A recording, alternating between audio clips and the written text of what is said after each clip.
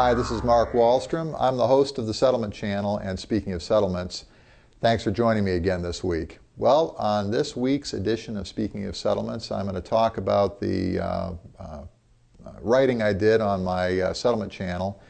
We've started a month-long series, and we're about halfway through it, on the structured settlement profession, settlement planning profession. Some of the things that were wrong with it, we talked about those over the last couple of weeks, both on the defense and on the plaintiff side. This week, we're going to start transitioning over to what can structured settlement advisors, agents, and professionals and experts do to begin to brand their practice, to begin to focus in and sharpen their message to the target markets in our profession.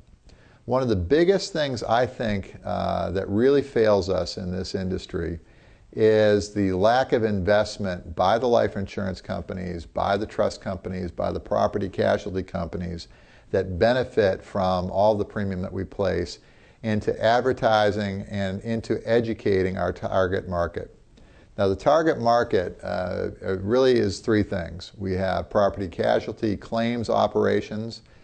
I talked about that a couple of weeks ago, the importance of defense brokers and people who work in that market putting together some hard numbers, some real quantifiable numbers using the new dynamic of how we work and being able to explain to these guys how their loss ratios and their bottom line is impacted and benefited in a substantially positive way by the use of structured settlements in the claims process.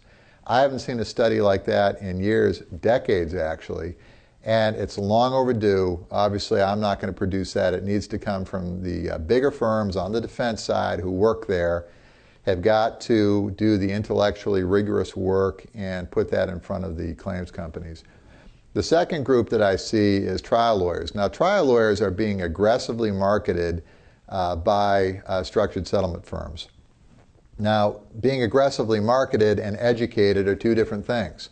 Just because we're buying booths and getting an occasional speaking slot at a continuing ed conference doesn't mean that we're educating trial lawyers about why they need to do structured settlements, why they make sense for their clients, how to engage professional help, how to use qualified settlement funds, the use of medical savings accounts, all of the different things. We're doing a decent job, and there's a few people, I think, doing an excellent job.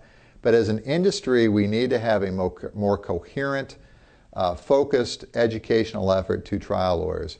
The third group that we really need to be talking to are the injury victims and the people themselves. When people are settling a case and settling a claim, they are bombarded with advice, both from their lawyer, from family, from friends, from financial advisors. Or, in contrast, they get no advice at all. They settle their case and they just take the structure because they think it's a good idea, or they decline it because it really wasn't properly sold. We need to do a better job of providing educational resources for people at the time when they're making the decision so they know what they're buying, why they're buying it, how to engage professional assistance and get it done properly. There are tons of settlements still going on every single day all over the United States. There's tens of thousands, if not hundreds of thousands of people a year who are making this important decision. And they deserve representation and education about how our product can benefit them both now and in the future, protect their families, protect their wealth, and help make their life far easier by utilizing a structured settlement. So that's the first part. The second thing that we're going to start getting into, and I'll talk about this a little bit, is the whole issue of how we brand ourselves. We really do a terrible job as a professional branding ourselves. And I talk about the concept of sowing and reaping. Well, the problem is that most of the advertising, most of the marketing, most of the education, I believe, is wasted. And I use the old parable from the Bible of, some of the seeds are scattered on the side of the road and are immediately devoured. Some fall on shallow soil and spring up quickly and then wither with the heat. Some of the seeds fall in the thorns and are choked as they grow, but some of them are planted in good soil and produce a crop 30, 60, and 100-fold. What we want to talk about, and I'll be really focusing on this, it'll carry us right through the NASTA convention and right through November, is taking a look at how we market. And the first fundamental thing that we want to look at is, number one, we don't want to waste money, so we'll be going into some of the waste, and I mentioned those in the blog post. Things like Google Click ads, total waste of money. They're dominated by factoring companies. They're extremely expensive, and even Google, in the most recent ComScore report, admits 25% of all clicks are fraudulent. All right, so if 1 out of $4 you know are fraudulent, I would contend in the structured settlement search metric, probably 50% are fraudulent. Why would you spend your money there? Yellow pages, brochures, direct mail. I mean, you go back and read my post. There's a whole variety of things that truly are a tremendous waste of money. You shouldn't put a dime into them if you're looking to begin to market and focus your structured settlement industry practice. Some of the other things we talk about, working and being involved in trade shows and legal conferences, things of that nature. I've got some pluses and minuses on those, and again, we'll cover those in a separate piece.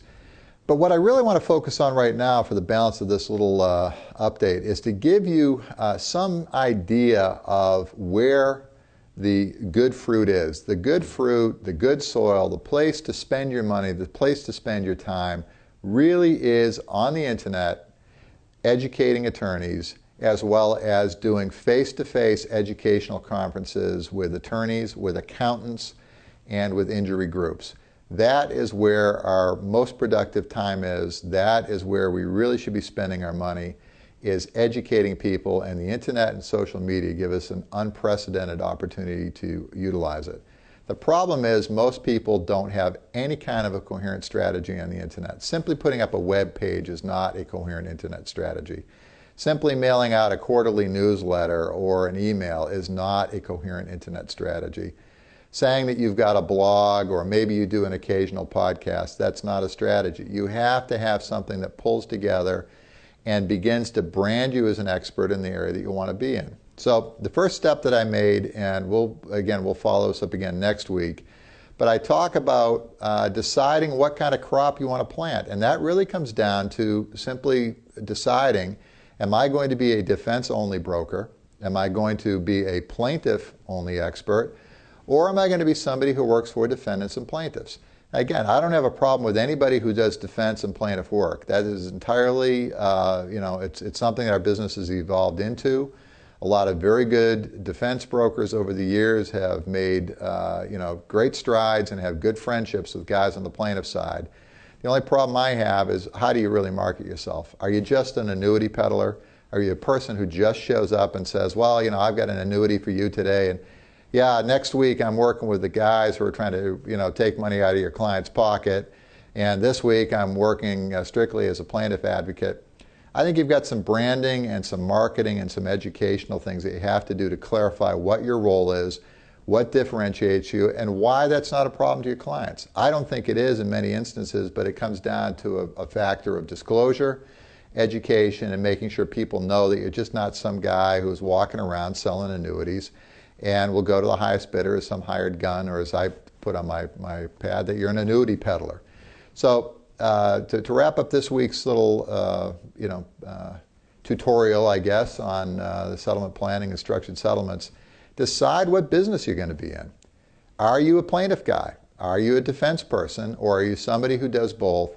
Make that decision, stick with that decision, understand why you're making it, and then next week we're going to get into how do you begin to brand yourself in that market? How do you begin to plant the seeds that help you grow that business? Where do you spend your money? What tools should you use? Again, as I mentioned, I'll be covering a lot of this at the NASTA Regional in Las Vegas. So if you want to learn more, if you want to talk to me in person while I'm there, just contact my office. I'd be happy to talk to you. This is Mark Wallstrom. I hope you enjoyed this week's edition of Speaking of Settlements, and that you enjoy this whole series we're doing on sowing and reaping, beginning to build a prosperous long-term plan for our business. Thanks again. I'll see you again next week.